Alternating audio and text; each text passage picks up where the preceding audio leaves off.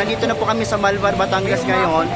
Pero ano po, ayan po yung usok, kita pa rin po sa Malvar, Batangas. Ayan na po, ganyan na po ngayon. So palayo kami, hindi na kami pwede magpunta ng yung way na Patanawan o Santo Tomas o Calamba kasi umabot na rin yung buga ng apoy doon. So papunta kami ng Lipa ngayon, so baka papunta kami ng Rosario, malayo-layo.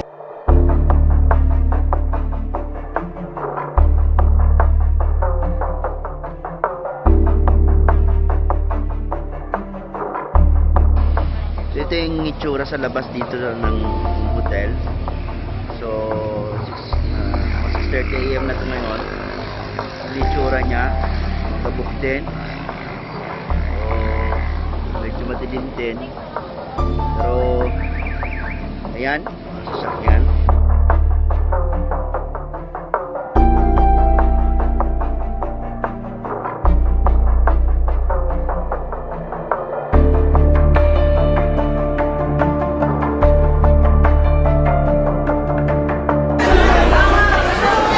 Sa Batangas City Sports Complex. So tayo ngayon kung saan nagkakaroon ng press briefing.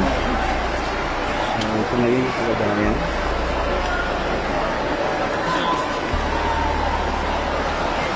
Ito po ang evacuation center sa Batangas City.